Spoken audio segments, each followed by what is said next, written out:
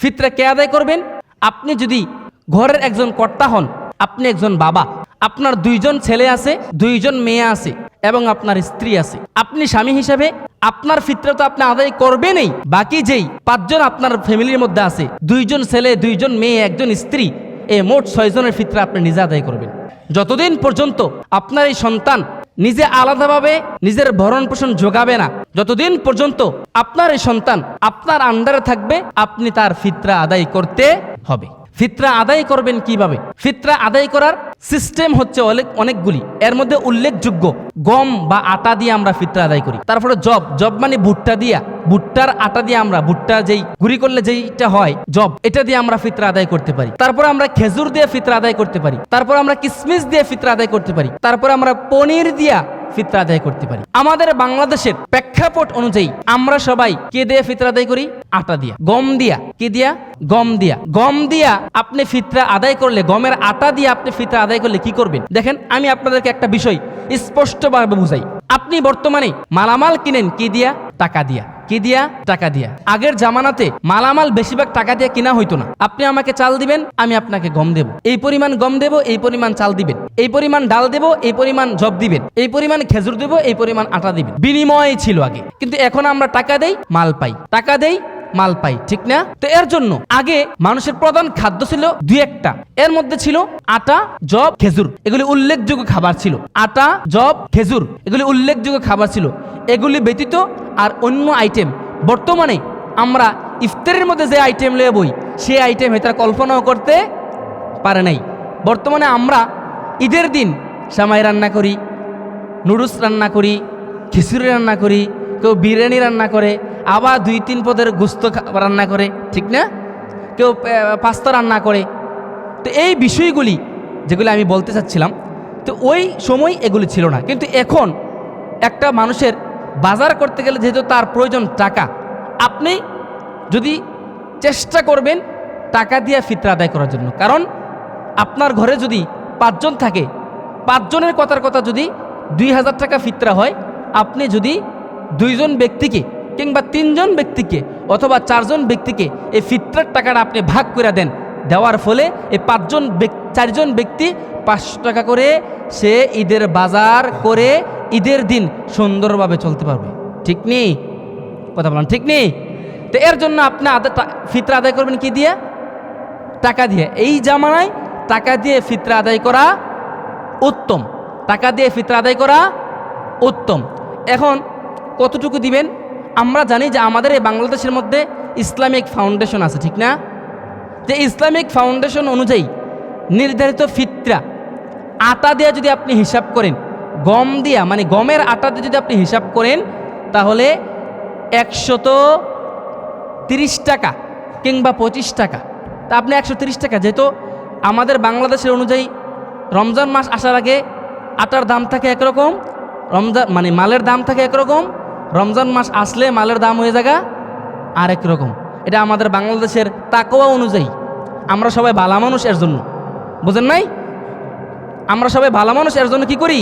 রমজান মাস আসলে যেন রোজা রাখতে কষ্ট হয়, এত দামটা বাড়াই দিই। আচ্ছা, যাকে এইগুলো আমি বলা যাবে না, যেহেতু মিটাতে চাইব। তো এর জন্য আমি যেটা বলতেছিলাম সেটা হচ্ছে এই, যে আপনি আমি বর্তমান অনুযায়ী 125 থেকে 130 টাকা কী করবো?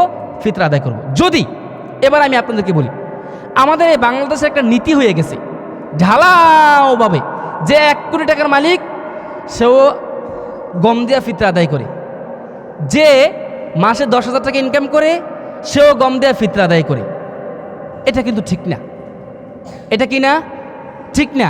আপনার পরিমাণ, সম্পদের পরিমাণ অনুযায়ী আপনি কেমন এবিলিটি রাখেন, ওই অনুযায়ী আপনি ফিতরা আদায় করবেন। আপনার তৌফিক আছে, আপনি ভুট্টা দিয়া ফিতরা আদায় করতেন, তাহলে ভুট্টা দিয়ে, ভুট্টার অনুযায়ী যতটুকু হয় আপনার ততটুকু দিয়ে আদায় করবেন। আপনার তৌফিক আছে, আপনি খেজুর দিয়া 3.5 কেজি খেজুরের দাম যত টাকা হয়, একজনের ফিতরার দাম ততটুকু মূল্য পরিমাণ হবে, বোঝেন নাই? আপনার তৌফিক আছে কিশমিশ দিয়া 3.5 কেজি কিশমিশের দাম যত টাকা হয়, অত টাকা দিয়ে আপনি ফিতরা আদায় করবেন। তা আমি আপনাদেরকে বলতে চাই, যেহেতু আমরা সবাই মোটামুটি গম দিয়া ফিতরা আদায় করব, তাহলে 125 থেকে 130 টাকা। এবার আমি বলি, আপনি এবং আপনার স্ত্রী আছেন, তাহলে আপনার ফিতরার পরিমাণ কত হয়? আটা দিয়ে হইলে, গম দিয়ে হইলে 200 60 টাকা, 260 টাকা। আপনার ঘরের মধ্যে আপনার 4 জন আছেন, তাহলে কত হইব? 2 দিয়ে 4, 4 4, তাহলে কত হইল? এইভাবে আপনারা হিসাবটা করবেন, ফিতরার হিসাবটা আপনারা এইভাবে করবেন। ঢালাওভাবে আপনি আসতেছেন দিতেছেন, আসতেছেন দিতেছেন, আপনি ফিতরা যাদের বেশি পরিমাণে দিচ্ছেন, কিন্তু আপনার ফিতরার নিয়ত থেকে আপনার ফিতরা টাকা দেন নাই, আপনার সেই টাকা ফিতরা আদায় হবে না। জাকাতের ঠিক সম্পদ যেরকমভাবে পরিমাণ করতে হয়, ফিতরা টাকা আপনি কি করবেন? সবটা একসাথে কইরা হিসাব কইরা এখান থেকে আপনি ফিতরা আদায় করবেন। ফিতরা কোন সময় আদায় করা উত্তম? এক, ঈদের চাঁদ ওঠার পর থেকে নিয়ে নামাজের আগেই ফিতরা আদায় করা উত্তম। এর আগে জায়েজ। উত্তম কোন সময়?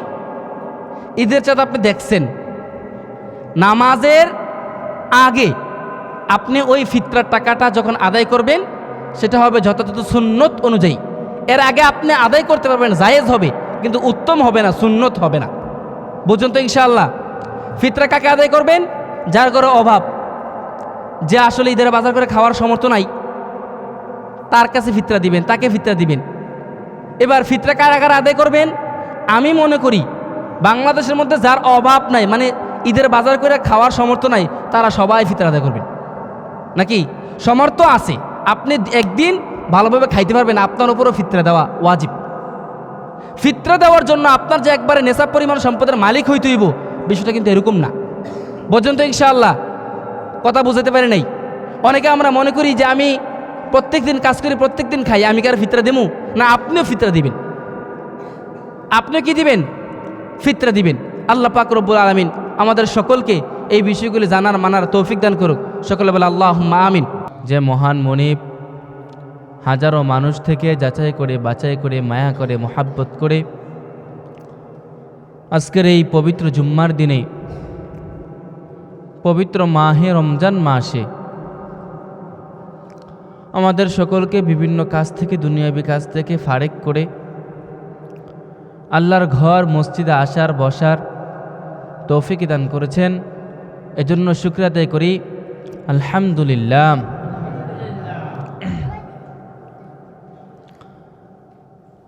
মহান আল্লাহ পাক রব্বুল আলামিন আমাদেরকে যে আজকে মসজিদে আসার তৌফিক দান করেছেন, এজন্য আপনি আমি খুশি না বেজার? খুশি না বেজার? যদি আপনি আমি খুশি হয়ে থাকি, তাহলে আল্লাহ পাক রব্বুল আলামিনের দরবারে বেশি বেশি শুকরিয়া আদায় করতে হবে, ঠিক না? তো এজন্য কণ্ঠটাকে ছেড়ে দিয়ে, প্রাণটাকে উজাড় করে দিয়ে মহান আল্লাহ পাক রব্বুল আলামিনের দরবারে আরও একবার শুকরিয়া আদায় করে আলহামদুলিল্লাহ। দেখেন, রমজান মাস আসার আগে শাবান মাস যখন আসছিল, তখন আমরা সবাই পড়ছিলাম আল্লাহুম্মা বারিক লানা ফি রজব ওয়া শাবান ওয়া বাল্লিগনা রমাদান।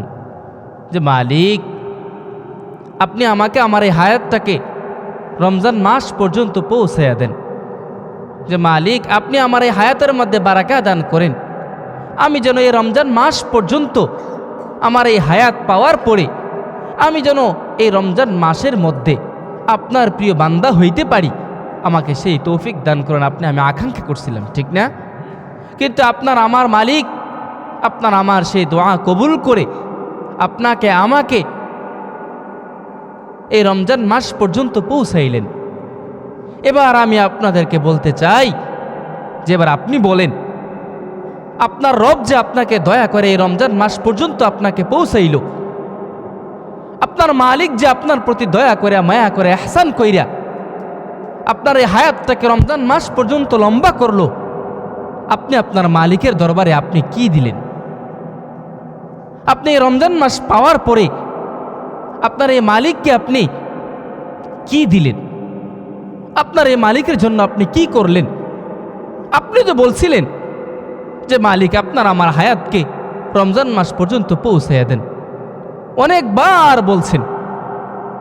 আপনার রব তো আপনার কথা শুনলো, আপনার রব তো আপনার কথা রাখলো। এবার আপনি আপনার নিজেকে প্রশ্ন করেন যে আপনি আপনার রবের কথা রাখছেন কিনা, আপনি আপনার রবকে দিছেন কিনা, আপনার রব আপনার কাছ থেকে যতটুকু পাওয়ার কথা ছিল আপনি আপনার রবকে ততটুকু দিতে পারছেন কিনা। এবার আপনি আপনার নিজেকে প্রশ্ন করেন যে মন, যে ইমাম হাসান, তুমি তো দোয়া করছিলা যে আল্লাহ আমার এই হায়াতকে আপনি রমজান মাস পর্যন্ত পৌঁছাইয়া দেন, তা আল্লাহ তো দিল তোমাকে রমজান মাস পর্যন্ত হায়াতটাকে লম্বা কইরা। এবার এই রমজান মাস পর্যন্ত তুমি তোমার রবকে কি দিলা? তোমার রব তোমার কাছে যা চাইছিল তুমি কি আসলেই তা দিতে পারলা কিনা? আপনার রব তো আপনার কাছে চাইছে যে বান্দা আমি তোমাকে একটা বছর সময় দেই, একটা বছর সময়ের মধ্যে আমি স্পেশালভাবে তোমার কাছে আমি 30টা দিন চাই, তুমি আলাদাভাবে আমাকে 30টা দিন দাও। তোমাকে তো আমি 365টা দিন দিলাম, 365টা রাত দিলাম, এই রাত্রগুলির মধ্যে, এই দিনগুলির মধ্যে তুমি আমাকে মাত্র 30টা দিন আমাকে দাও। এক নম্বরে এই 30টা দিনের মধ্যে তুমি বান্দা আমার জন্য সব হালাল খাবারগুলি ছেড়ে দিবা। তুমি আমার জন্য এই দিনের বেলা হালালভাবে স্ত্রীকে বক্ষণ করা ছেড়ে দিবা। তুমি আমার জন্য এই 30টা দিন আমার জন্য শুধু তুমি আমার তাসবিহ পড়বা। এই 30টা দিনের মধ্যে তোমার এই জীবনের সময়টাকে আমার জন্য তুমি সফর্দ করে দিবা। তোমার এই রমজান মাস আসার আগে তুমি তোমার জীবনের মধ্যে বহু খারাপ অভ্যাস ছিল, তুমি এগুলি ছাইরা দিবা। তা আল্লাহ পাক রব্বুল আলামিন এগুলি আমাদের কাছে চাইছেন। আপনি নিজেকে প্রশ্ন করেন যে আসলে আপনার এই জীবন থেকে আপনি আপনার রবকে এগুলো দিতে পারছেন কিনা। আজকে কত রোজা চলে বাপ? কত রোজা চলে? আজকে 23 রোজা চলে। আপনি নিজেকে প্রশ্ন করেন আজকের এই 23 রোজার মধ্যে আপনার আমলটা আপনি কতটুকু পরিবর্তন করছেন। আমি নিজেকে প্রশ্ন করি ইমাম, তোমার এই আমলটাকে তুমি এই 23 রোজার মধ্যে কতটুকু পরিবর্তন করলা? তোমার এই বদ অভ্যাসগুলিকে তুমি এই 23 রোজার মধ্যে কতটুকু পরিত্যাগ করলা? তোমার এই গুনাহ করার অভ্যাসগুলিকে এই 23 রোজার মধ্যে তুমি কতটুকু পরিবর্তন করলা? বিশ্বাস করেন আপনি আমি যদি ওই আগের মতো মানুষই থাকি, বাকি রমজান মাস আসার আগে আপনার আমার জন্য যে 11টা মাস যেমন ছিল, রমজান মাস আসার পরেও যদি আপনার আমার তবিয়ত, আপনার আমার আখলাক, আপনার আমার সব কিছু যদি আগের মতনই থাকে, তাহলে আল্লাহর রসুল সাল্লাল্লাহু আলাইহি ওয়াসাল্লামের ভয়ঙ্কর লেভেলের একটা বদদুয়া আপনার আমার জন্য রয়ে যাবে। বলনা নাউজুবিল্লাহ। আল্লাহর রসুল সাল্লাল্লাহু আলাইহি ওয়াসাল্লাম বললেন যে মালিক, আপনার যে বান্দারা রমজান মাস পাইল, আপনার যে বান্দাদের হায়াত আপনি রমজান মাস পর্যন্ত পৌঁছে দিলেন, এই রমজান মাসের 30টা দিন পাওয়ার পরেও আপনার যেই বান্দার আমলের মধ্যে পরিবর্তন আসলো না, তার গুনাহগুলি আগের মতো রয়ে গেল। সে আগে 5 ওয়াক্ত নামাজের মধ্যে 1 ওয়াক্ত পড়লে পড়ছে, না পড়লে নাই, এখনো তার সেই অভ্যাসগুলি রয়ে গেছে। সে আগে মিথ্যা কথা বলতো, রমজান মাস আসার পরেও সে মিথ্যা কথাই বলে। আগে সে 1 মিনিট কথা বললে 1 মিনিটের মধ্যে 1-2টা গালি দিত, সে রমজান মাস আসার পরেও সে 1 মিনিট কথা বললে 1-2টা তার মুখ দিয়ে গালি গাল বাহির হয়। সে রমজান মাস আসার আগেই 5টা মিনিট একজন ব্যক্তির সাথে কথা বললে তার মুখ দিয়ে গীবত বাহির হইতো। রমজান মাস আসার পরেও সে গীবতগুলি করে গীবত ছাড়তে পারে নাই। আল্লাহর রসুল সাল্লাল্লাহু আলাইহি ওয়াসাল্লাম বললেন যে মালিক, আপনার যে বান্দারা তার জীবনের হায়াতের মধ্যে রমজান মাস পাইল, রমজান মাস পাওয়ার পরে তার এই বদ অভ্যাসগুলি ছাড়লো না, তার গুনাহগুলি পরিবর্তন করলো না, আপনি তার উপর লানত বর্ষিত করুন। বললেন নাউজুবিল্লাহ। সাথে সাথে জিব্রাইল আলাইহিস সালাম বললেন যে আল্লাহুম্মা আমিন ইয়া রাসূলুল্লাহ, আপনার এই সেই দোয়াটা আল্লাহ পাক রব্বুল আলামিন কবুল করুক। আপনার কি মনে হয় বাপ, যে রমজান মাসের মধ্যে আল্লাহর রসুল একটা দোয়া করছে আর সেই দোয়াটা আরশের নিচে ঝুলে রইছে? কি এটা মনে হয়? নাকি আল্লাহ পাক রব্বুল আলামিন, আল্লাহর রসুল বলতে দেরি হয়েছে, আল্লাহ পাক রব্বুল আলামিন কবুল করতে দেরি হয় না? ঠিক না? ঠিক কি না? আজকের এই 23 রমজান পর্যন্ত আপনার হায়াত আপনি পাইলেন, এখনো পর্যন্ত নিজেকে পরিবর্তন আমি করতে পারিনি। আর কবে? এমন একজন ব্যক্তি আমাকে গ্যারান্টি দেন যে হুজুর আমি নিজেকে গ্যারান্টি দিলাম সামনের এই রমজান মাস আসার আগে আমার হায়াত থাকবে, আমি গ্যারান্টি দিলাম। এরকম কেউ আছেন যে হুজুর আমি নিশ্চিত আমি বাঁচব, আমি নিশ্চিত আমি বাঁচব? এরকম গ্যারান্টি কারো আসেনি? তাহলে আপনাকে আমি প্রশ্ন করতে চাই বাপ, আপনার জীবন থেকে আজকে এই জুম্মার দিনে 23 রোজা চলে যাচ্ছে, 23 রোজা চলে যাচ্ছে, এই 23 রোজার মধ্যে এখনো যদি আপনার গুনাহগুলি মাফ না হয়, এখনো পর্যন্ত যদি আপনি 5 ওয়াক্ত নামাজি না হন, এখনো পর্যন্ত যদি আপনার গালের মধ্যে দাড়ি না হয়, এখনো পর্যন্ত যদি আপনার মিথ্যা কথার অভ্যাস না ছাড়েন, এখনো পর্যন্ত যদি আপনি নেশাগ্রস্ত দ্রব্য বিষয়গুলি আপনি না ছাড়েন, এখনো পর্যন্ত যদি আপনি মানুষের গীবত গাওয়া না ছাড়েন, এখনো পর্যন্ত যদি আপনার জবানকে আপনি হেফাজত না করেন, আর কবে করবেন? আর কবে করবেন? আপনি আমাকে বলেন যে আর আপনার জীবন আর কয়টা রমজান মাস গেলে আপনি পরিবর্তন হবেন? কয়টা রমজান মাস আপনার জীবন থেকে আপনি পার করলে আপনি পরিবর্তন হবেন? আপনি আমাকে বলেন। আজকে 23 রমজান আমি পার করতেছি। আল্লাহর রসুল সাল্লাল্লাহু আলাইহি ওয়াসাল্লাম রমজান মাসের গুরুত্ব তো আমাদেরকে বুঝাইলেন, বুঝানোর পর এই 30 রোজার মধ্যে লাস্টের 10 দিনের কথা আমাদেরকে একেবারে ভালো করে বুঝাইছেন। এই 10 দিন আগে আল্লাহর রসুল সাল্লাল্লাহু আলাইহি ওয়াসাল্লামের অনেকগুলি রমজানের গুরুত্ব বুঝাইছেন।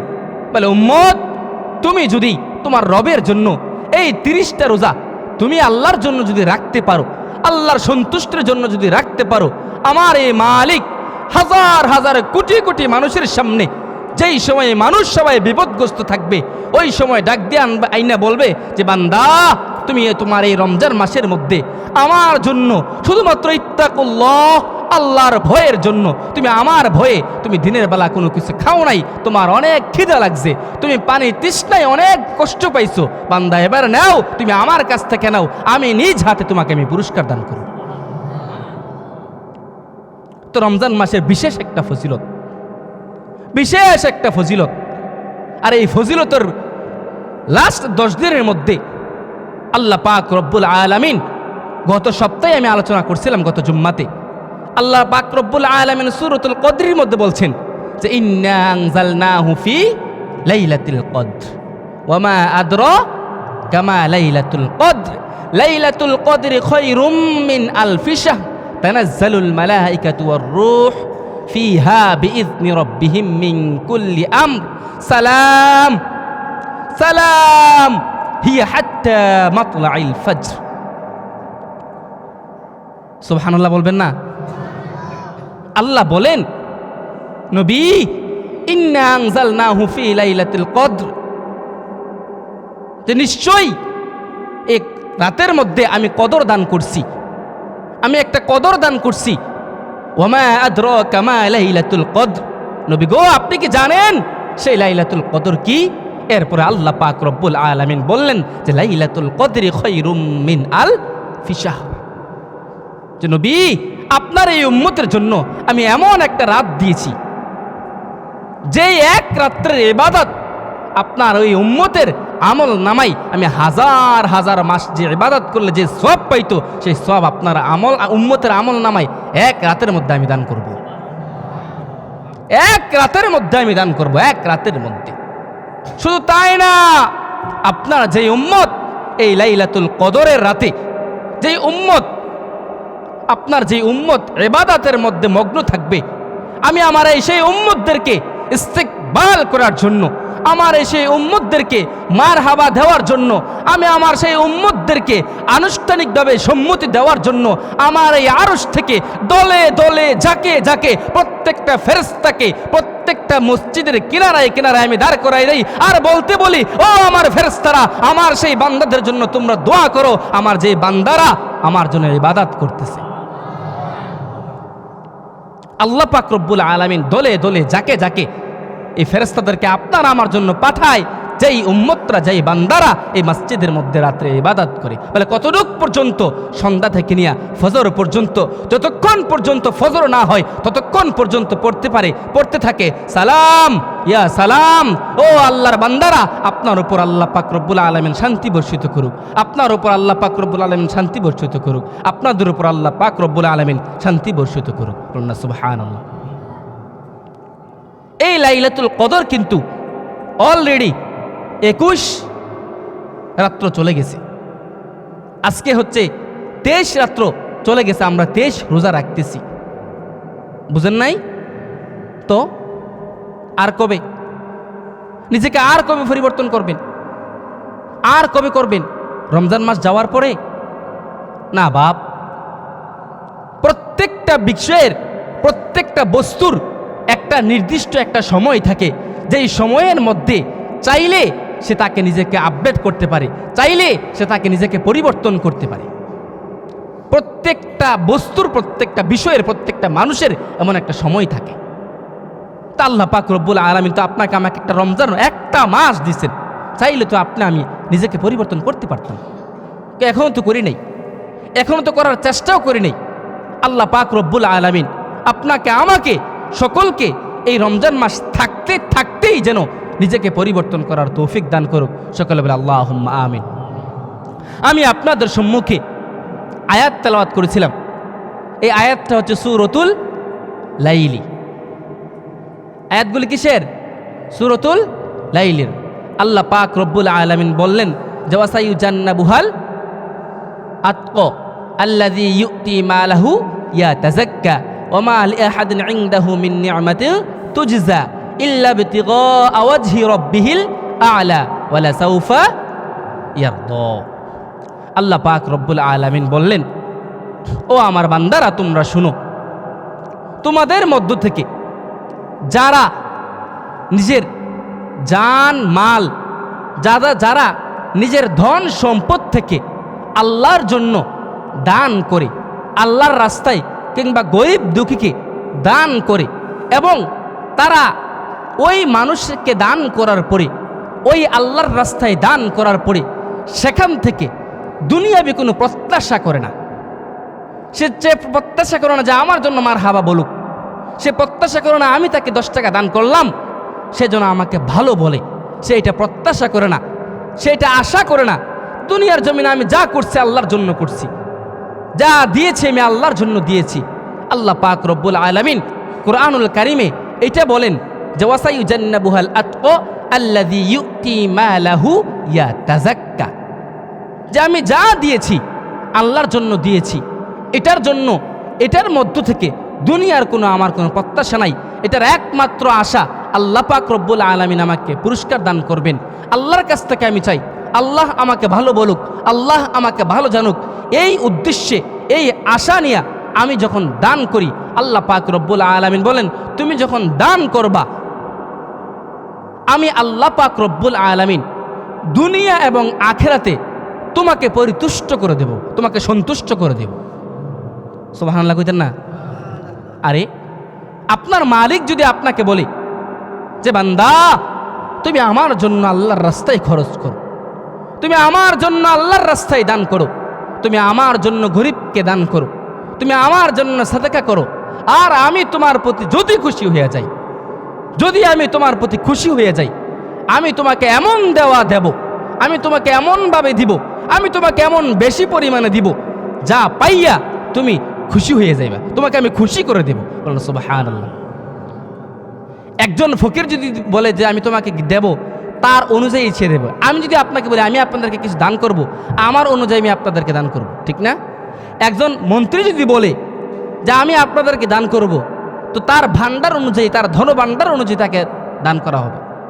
আর আমার এই মালিক, যিনি দুনিয়ার যত সম্পদ আছে সকল সম্পদের মালিক, যিনি আখিরাতের মধ্যে নাজ নিয়ামতের মালিক, দু জাহানের বাদশাহ, দুনিয়া এবং আখিরাতের যিনি বাদশাহ, তিনি সকল কিছুর মালিক, উনি বলে যে বান্দা তুমি যদি আমার জন্য দান করো, তুমি যদি আমার জন্য দাও, আমি তোমাকে এমনভাবে দেব যা পাইয়া তুমি সন্তুষ্ট হয়ে যাবে। সুবহানাল্লাহ।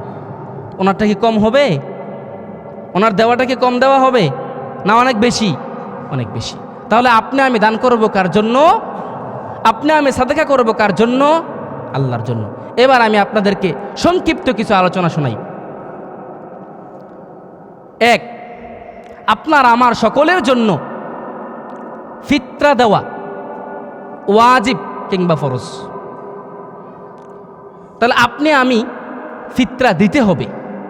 ফিতরা কি? ফিতরা হচ্ছে এই, এক, আপনি যে সারা মাস রোজা রাখছেন, আপনি আমি যে সারা মাস রোজা রাখছি, এই রোজার মধ্যে কোনো ভুল ত্রুটি আছে নাকি নাই? এই রোজার মধ্যে, রোজা থাকা অবস্থায় আপনার আমার জবান দিয়া উল্টাপাল্টা কথা বাহির হয়েছে নাকি হয়েছে না? এই রমজান মাস কাটাইতাম গেছিরা, আপনার আমার আমলের মধ্যে ব্যাঘাত ঘটছে নাকি ঘটছে না? তাহলে ওই বিষয়গুলি, এই দোষগুলি, ত্রুটিগুলি একেবারে পবিত্র করার জন্য আপনাকে আমাকে যার যার স্থান থেকে কর্তা হিসাবে ফিতরা আদায় করতে হবে। কি করতে হবে? ফিতরা আদায় করতে হবে। ফিতরা কে আদায় করবেন? আপনি যদি ঘরের একজন কর্তা হন, আপনি একজন বাবা, আপনার দুইজন ছেলে আছে, দুইজন মেয়ে আছে এবং আপনার স্ত্রী আছে, আপনি স্বামী হিসাবে আপনার ফিতরা তো আপনি আদায় করবেনই। বাকি যেই পাঁচজন আপনার ফ্যামিলির মধ্যে আছে, দুইজন ছেলে, দুইজন মেয়ে, একজন স্ত্রী, এই মোট 6 জনের ফিতরা আপনি নিজে আদায় করবেন। যতদিন পর্যন্ত আপনার এই সন্তান নিজে আলাদাভাবে নিজের ভরণ পোষণ যোগাবে না, যতদিন পর্যন্ত আপনার এই সন্তান আপনার আন্ডারে থাকবে, আপনি তার ফিতরা আদায় করতে হবে। ফিতরা আদায় করবেন কিভাবে? ফিতরা আদায় করার সিস্টেম হচ্ছে অনেকগুলি। এর মধ্যে উল্লেখযোগ্য, গম বা আটা দিয়ে আমরা ফিতরা আদায় করি। তারপরে জব মানে ভুট্টা দিয়া, ভুট্টার আটা দিয়ে আমরা, ভুট্টা যেই গুঁড়ি করলে যেইটা হয় জব, এটা দিয়ে আমরা ফিতরা আদায় করতে পারি। তারপর আমরা খেজুর দিয়ে ফিতরা আদায় করতে পারি। তারপর আমরা কিশমিশ দিয়ে ফিতরা আদায় করতে পারি। তারপর আমরা পনির দিয়া ফিতরা আদায় করতে পারি। আমাদের বাংলাদেশের প্রেক্ষাপট অনুযায়ী আমরা সবাই কে দিয়ে ফিতরা আদায় করি? আটা দিয়া, গম দিয়া। কি দিয়া? গম দিয়া। গম দিয়া আপনি ফিতরা আদায় করলে, গমের আটা দিয়ে আপনি ফিতরা আদায় করলে কি করবেন? দেখেন, আমি আপনাদেরকে একটা বিষয় স্পষ্টভাবে বুঝাই। আপনি বর্তমানে মালামাল কিনেন কি দিয়া? টাকা দিয়া। কি দিয়া? টাকা দিয়া। আগের জামানাতে মালামাল বেশিরভাগ টাকা দিয়ে কিনা হইতো না। আপনি আমাকে চাল দিবেন, আমি আপনাকে গম দেব, এই পরিমাণ গম দেব, এই পরিমাণ চাল দিবেন, এই পরিমাণ ডাল দেব, এই পরিমাণ জব দিবেন, এই পরিমাণ খেজুর দেব, এই পরিমাণ আটা দিবেন। বিনিময় ছিল আগে। কিন্তু এখন আমরা টাকা দেই, মাল পাই, টাকা দেই, মাল পাই, ঠিক না? তো এর জন্য আগে মানুষের প্রধান খাদ্য ছিল 2-1টা। এর মধ্যে ছিল আটা, জব, খেজুর। এগুলি উল্লেখযোগ্য খাবার ছিল। আটা, জব, খেজুর এগুলি উল্লেখযোগ্য খাবার ছিল। এগুলি ব্যতীত আর অন্য আইটেম বর্তমানে আমরা ইফতারের মধ্যে যে আইটেম লয়ে বই, সেই আইটেম তারা কল্পনাও করতে পারে নাই। বর্তমানে আমরা ঈদের দিন সামাই রান্না করি, নুডলস রান্না করি, খিচুড়ি রান্না করি, কেউ বিরিয়ানি রান্না করে, আবার 2-3 পদের গোস্ত রান্না করে, ঠিক না? কেউ পাস্তা রান্না করে। তো এই বিষয়গুলি যেগুলি আমি বলতে চাচ্ছিলাম, তো ওই সময় এগুলি ছিল না। কিন্তু এখন একটা মানুষের বাজার করতে গেলে যেহেতু তার প্রয়োজন টাকা, আপনি যদি চেষ্টা করবেন টাকা দিয়ে ফিতরা আদায় করার জন্য। কারণ আপনার ঘরে যদি 5 জন থাকে, 5 জনের কথার কথা যদি 2000 টাকা ফিতরা হয়, আপনি যদি 2 জন ব্যক্তিকে কিংবা 3 জন ব্যক্তিকে অথবা 4 জন ব্যক্তিকে এই ফিতরার টাকাটা আপনি ভাগ করে দেন, দেওয়ার ফলে এই 4 জন ব্যক্তি 500 টাকা করে সে ঈদের বাজার করে ঈদের দিন সুন্দরভাবে চলতে পারবে। ঠিক নেই? কথা বলেন ঠিক নেই? তো এর জন্য আপনি ফিতরা আদায় করবেন কি দিয়ে? টাকা দিয়ে। এই জামানায় টাকা দিয়ে ফিতরা আদায় করা উত্তম, টাকা দিয়ে ফিতরা আদায় করা উত্তম। এখন কতটুকু দিবেন? আমরা জানি যে আমাদের এই বাংলাদেশের মধ্যে ইসলামিক ফাউন্ডেশন আছে, ঠিক না? যে ইসলামিক ফাউন্ডেশন অনুযায়ী নির্ধারিত ফিতরা আটা দিয়ে যদি আপনি হিসাব করেন, গম দিয়া মানে গমের আটা দিয়ে যদি আপনি হিসাব করেন, তাহলে 130 টাকা কিংবা 25 টাকা। তা আপনি 130 টাকা, যেহেতু আমাদের বাংলাদেশের অনুযায়ী রমজান মাস আসার আগে আটার দাম থাকে একরকম, মানে মালের দাম থাকে একরকম, রমজান মাস আসলে মালের দাম হয়ে যাগা আরেক রকম। এটা আমাদের বাংলাদেশের তাকওয়া অনুযায়ী। আমরা সবাই ভালো মানুষ, এর জন্য, বুঝেন নাই? আমরা সবাই ভালো মানুষ, এর জন্য কি করি? রমজান মাস আসলে যেন রোজা রাখতে কষ্ট হয়, এত দাম না বাড়াই দিই। আচ্ছা, যাকে এইগুলো আমি বলা যাবে না, যেহেতু মিটাতে চাইব। তো এর জন্য আমি যেটা বলতেছিলাম সেটা হচ্ছে এই যে আমি বর্তমান অনুযায়ী 125 থেকে 130 টাকা কী করবো? ফিতরা আদায় করব। যদি এবার আমি আপনাদেরকে বলি, আমাদের এই বাংলাদেশে একটা নীতি হয়ে গেছে ঢালাওভাবে, যে 1 কোটি টাকার মালিক সেও গম দিয়া ফিতরা আদায় করে, যে মাসে 10,000 টাকা ইনকাম করে সেও গম দিয়া ফিতরা আদায় করে। এটা কিন্তু ঠিক না। এটা কি না? ঠিক না। আপনার পরিমাণ, সম্পদের পরিমাণ অনুযায়ী আপনি কেমন এবিলিটি রাখেন, ওই অনুযায়ী আপনি ফিতরা আদায় করবেন। আপনার তৌফিক আছে, আপনি ভুট্টা দিয়া ফিতরা আদায় করতেন, তাহলে ভুট্টার অনুযায়ী যতটুকু হয় আপনার ততটুকু দিয়ে আদায় করবেন। আপনার তৌফিক আছে, আপনি খেজুর দিয়া 3.5 কেজি খেজুরের দাম যত টাকা হয়, একজনের ফিতরার দাম ততটুকু মূল্য পরিমাণ হবে। বোঝেন নাই? আপনার তৌফিক আছে কিসমিস দিয়া 3.5 কেজি কিসমিসের দাম যত টাকা হয় অত টাকা দিয়ে আপনি ফিতরা আদায় করবেন। তা আমি আপনাদেরকে বলতে চাই, যেহেতু আমরা সবাই মোটামুটি গম দিয়া ফিতরা আদায় করব, তাহলে 125 থেকে 130 টাকা।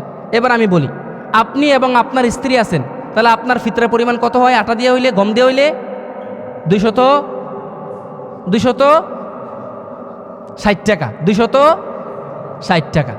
আপনার ঘরের মধ্যে আপনার 4 জন আছেন, তাহলে কত হইব? 2 দিয়ে 4, 4 তাহলে কত হইল? এইভাবে আপনারা হিসাবটা করবেন, ফিতরার হিসাবটা আপনারা এইভাবে করবেন। ঢালাওভাবে আপনি আসতেছেন দিতেছেন। আপনি ফিতরা যাদের বেশি পরিমাণে দিচ্ছেন, কিন্তু আপনার ফিতরার নিয়ত থেকে আপনার ফিতরা টাকা দেন নাই, আপনার সেই টাকা ফিতরা আদায় হবে না। জাকাতের ঠিক সম্পদ যেরকমভাবে পরিমাণ করতে হয়, ফিতরা টাকা আপনি কি করবেন? সবটা একসাথে কইরা হিসাব কইরা এখান থেকে আপনি ফিতরা আদায় করবেন। ফিতরা কোন সময় আদায় করা উত্তম? এক, ঈদের চাঁদ ওঠার পর থেকে নিয়ে নামাজের আগেই ফিতরা আদায় করা উত্তম। এর আগে জায়েজ। উত্তম কোন সময়? ঈদের চাঁদ আপনি দেখছেন, নামাজের আগে আপনি ওই ফিতরার টাকাটা যখন আদায় করবেন, সেটা হবে যথাযথ সুন্নত অনুযায়ী। এর আগে আপনি আদায় করতে পারবেন, জায়েজ হবে, কিন্তু উত্তম হবে না, সুন্নত হবে না। বুঝুন তো ইনশাআল্লাহ। ফিতরা কাকে আদায় করবেন? যার ঘরে অভাব, যে আসলে ঈদের বাজার করে খাওয়ার সামর্থ্য নাই, তার কাছে ফিতরা দিবেন, তাকে ফিতরা দিবেন। এবার ফিতরা কারা আদায় করবেন? আমি মনে করি বাংলাদেশের মধ্যে যার অভাব নাই, মানে ঈদের বাজার করে খাওয়ার সামর্থ্য নাই, তারা সবাই ফিতরা আদায় করবেন। নাকি সামর্থ্য আছে, আপনি একদিন ভালোভাবে খাইতে পারবেন, আপনার উপরও ফিতরা দেওয়া ওয়াজিব। ফিতরা দেওয়ার জন্য আপনার যে একবারে নেশাব পরিমাণ সম্পদের মালিক হইতে হইব, বিষয়টা কিন্তু এরকম না। বুঝছেন তো ইনশাআল্লাহ? কথা বুঝাতে পারি নাই? অনেকে আমরা মনে করি যে আমি প্রত্যেক দিন কাজ করি, প্রত্যেক দিন খাই, আমি কার ফিতরা দেবো না? আপনিও ফিতরা দিবেন। আপনি কি দিবেন? ফিতরা দিবেন। আল্লাহ পাক রব্বুল আলামিন আমাদের সকলকে এই বিষয়গুলি জানার মানার তৌফিক দান করুক। সকলে বলে আল্লাহুম্মা আমিন।